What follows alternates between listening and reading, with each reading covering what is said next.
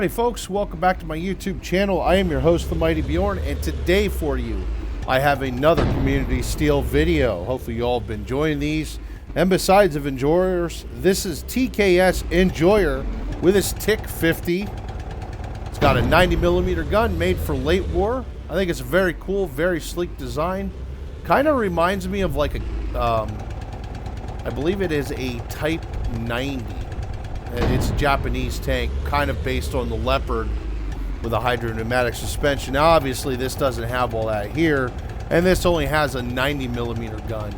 But it doesn't seem like a bad vehicle. It kind of has more of a main battle tank feel to it with a very low profile, actually, for a tank. You know, unfortunately, I got tracked.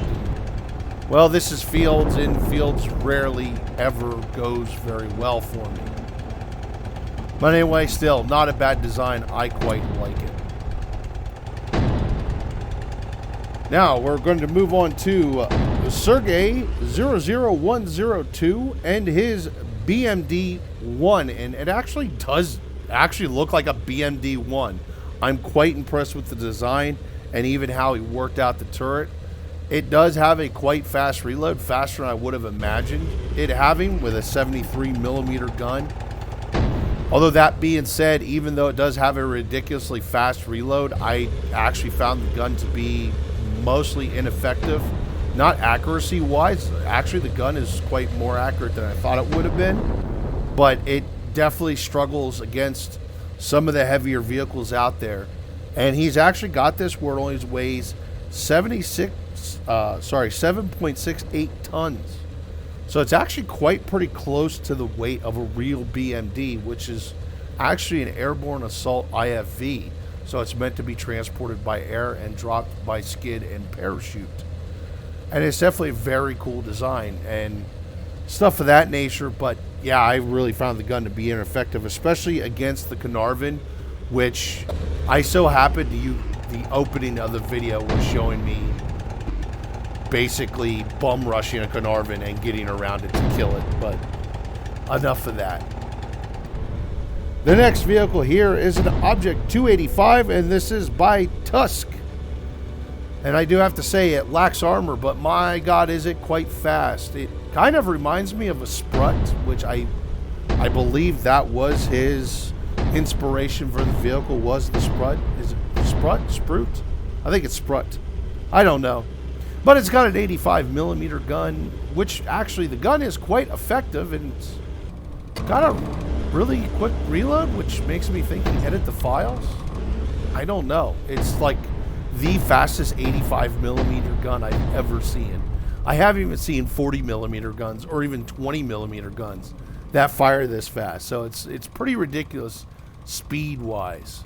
All right, let's spawn in some vehicles here. Let's see how the gun does against the Centurion, and well, it does quite good considering the Centurion's hull is actually not really all that effective.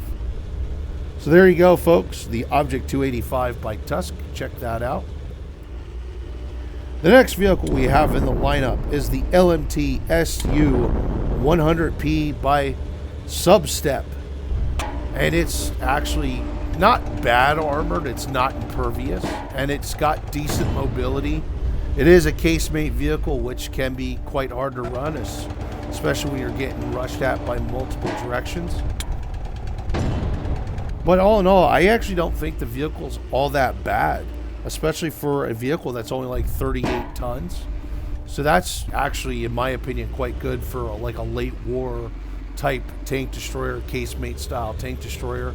The reload actually isn't bad. The gun seems to be pretty damn effective, at least when I can hit stuff with it. Sometimes I'm old and shit and can't hit the broadside of a barn from inside of a barn. But there it is, and the model looks quite good. I'm going to let this play out here because I actually give you a better view of the model here in a little bit of actually how the vehicle looks, especially the front engine deck, which he also did a rather good job on in itself. Was a front engine deck, and I actually like the spare fuel tanks, and believe it or not, the spare fuel tank saved me from getting killed a little bit here, so can appreciate those little facts. Let's see if we can't get a shot here, and that's a hit and a pen, but it didn't kill it. Come on, kill the SU-100. And there we go. SU-100 dead. Now let's move on to another one from Substep. This is LMT KV4P. And I actually quite like this vehicle. I think the vehicle looks just awesome. Very awesome looking KV4. The only thing I felt that was kind of a downside, if you will, is its 107mm gun has a stupid, ridiculous long reload of like 17 seconds or something like that, or it's 15 seconds. I can't quite remember what it is. So it's kind of one of those, if you miss, you're really paying for that miss. And actually, I end up getting swarmed here and actually killed.